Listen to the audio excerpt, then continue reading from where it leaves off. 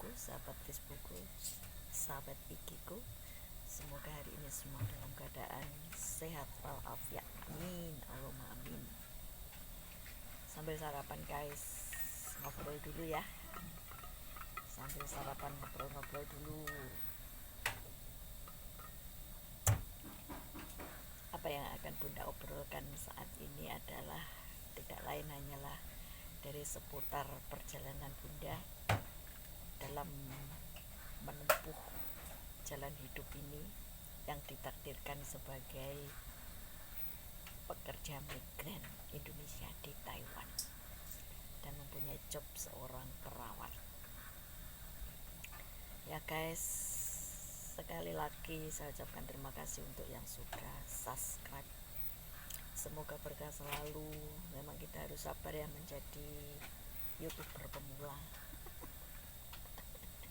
Dan kita masih belajar-belajar, mohon maaf yang sebesar-besarnya andai kata dalam saya menampilkan atau menayangkan atau membuat video kurang maksimal karena masih belajar dan belajar. Yang penting tujuan Bunda ada menyalurkan hobi dan berbagi-bagi pengalaman tentang seputar kehidupan kami, perjalanan kami dalam menempuh tugas seorang pahlawan devisa negara guys. Begitu. Jadi liku-liku seluk beluk kehidupan perjalanan kami hingga dari nol sampai dari semula ya, dari pemula yang dari masih belajar di PT-PT itu, kita itu sangat berharap kita sukses, bisa sukses di luar negeri, di negara tujuan kita. Dulu guys saya ceritain tentang belajar bahasa Mandarin ya, karena job cepat turun jadi belajar tidak maksimal. Jadi kalau ada teman-temanku yang masih proses di PT dengan belajar agak lama ya, itu nikmati aja, karena dengan waktu yang singkat kita tidak akan mendapatkan apa-apa guys. Susah sekali kalau datang di negara penempatan itu ya, kita belum bisa apa-apa, bicara belum bisa, kalau mendapatkan job yang rumit, majikan yang cerewet yang tidak sabar menerima kondisi kita yang belum bisa bahasa apa-apa, maka kita akan benar-benar merasakan bahwa kita belajar itu lebih penting ya. Jadi untuk teman-temanku yang pemula itu harus semangat belajar di PT. Kalau mungkin Indonesia Taiwan sudah buka lagi, rajin-rajin belajar di sana dan menerima apa saja yang diorientasikan di PT itu, karena job yang kita hadapi itu memang benar-benar belum pernah kita terima di Indonesia. Seperti saya, pengalaman saya pertama kali datang di Taiwan itu ya, job saya di kampung dan menjaga orang tua yang jompo total dengan berat badan 2 kali lipat dari berat badan saya. Sedangkan saya kecil sekali saat itu, berat badan saya cuma 45, sedangkan pasien saya 80 kg dan dengan otak yang sudah pikun, yang otak yang sudah rusak begitu. Cuman sayangnya masih beruntungnya pasien itu tidak nakal, gitu aja. Cuman jarang tidur guys, jadi malam itu saya jarang tidur, jarang sekali untuk tidur, karena tidur satu ranjang dengan pasien saya, dengan ama saya satu ranjang. Sedangkan ama saya kalau malam nggak pernah tidur, jarang sekali pokoknya tidur, teriak-teriak terus begitu. Seperti itu guys, belum pekerjaan rumah yang banyak sekali. Sebenarnya dari anak-anak yang lain dari keluarga majikan itu punya beberapa saudara, amaku itu punya beberapa anak, tapi yang kumpul, yang menjaga amaku itu, yang kumpul dengan temanku, dengan amaku itu majikanku laki-laki, terus dengan cucunya, terus cucunya punya bengkel. Jadi setiap hari saya harus memasakkan beberapa orang, anggota totalnya ada 10 orang. Masalah masak nggak masalah bagi saya, karena masak pekerjaan yang paling saya sukai. Terus untuk pekerjaan seperti bersih-bersih, ngepel nggak begitu diutamakan guys. Yang penting kita menjaga orang tua itu.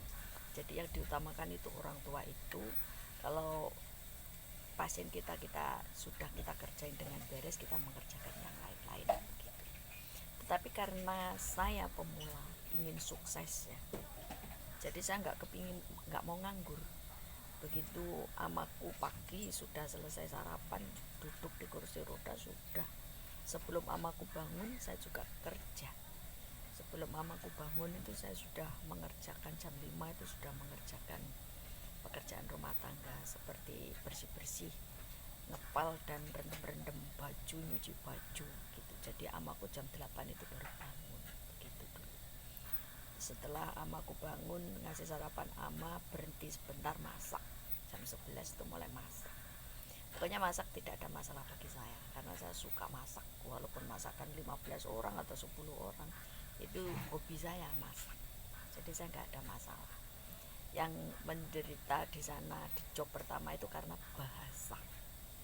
Jadi bahasa itu benar-benar menjadikan beban, karena kita yang kita pelajari di PT hanyalah kosakata, dan 3 bulan itu mana mungkin kita bisa bicara. Jadi bicaranya kita itu pelan-pelan, bisanya itu pelan-pelan, sambil bekerja diajak bicara terus. Majikan cerewet, biarin aja cerewet, yang penting kita tidak dikerasi begitu. Gaji lancar, kita tidak ada kekerasan, ada pokoknya fasilitas makan cukup. Istirahat itu sebenarnya waktu sudah dikasih istirahat. Jadi jam setelah jam makan siang itu ya jam 1 itu kita istirahat sampai jam 3, 2 jam di dalam kamar. Tapi di dalam kamar pun belum tentu bisa tidur. Memang kadang ama itu kan nggak mesti tidur. Kalau pas tidur aku juga tidur. Sebenarnya dengan majikan dikasih tahu nggak usah peduli ama, yang penting ama tidak jatuh gitu aja. Begitu loh guys, sekilas pemula, untuk pemula apa itu sebagai tenaga kerja itu. Kalau baru-baru datang menerima kondisi itu jangan keburu-buru kita minta ganti majikan ya. Jadi kita coba dulu, kita sesuaikan dulu, kita beradaptasi dulu begitu. Kadang-kadang kalau kita belum bisa bahasa itu, majikan kita ngomong apa dengan nada keras seakan-akan itu memarahin kita, padahal tidak. Jadi gaya bahasa Mandarin itu memang seperti itu. Ada yang halus, ada juga yang kasar. Namanya orang, masing-masing orang baik Indonesia maupun di mana aja sama lah. Masing-masing manusia, masing-masing orang itu kita punya gaya tersendiri, dari kita punya karakter tersendiri. Ya begitu dulu guys. Jadi saya ingin mengasih support pada anak-anak pemula ya, PMI pemula yang masih belajar atau masih baru datang di negara penempatan. Harus sabar, yang penting kita tidak mendapat kekerasan, makan kita cukup. Kalau masalah libur itu nanti menurut saya. Jadi kita bekerja dulu, adaptasi dulu. Nanti kalau majikan itu sudah cocok dengan kita, nggak mungkin kita nggak akan dikasih libur. Menurut saya seperti itu. Apalagi kalau pemula, memang majikan kadang-kadang takut mengasih libur itu, takut kesasar atau gimana gitu alasannya gitu dong guys. Ya kita harus sabar dulu, penyesuaian dulu, kita mengambil hati majikan dulu.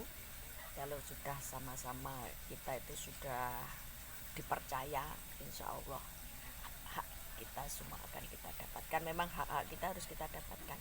Hak libur itu memang harus kita dapatkan gitu dulu ya guys ya. Bye bye.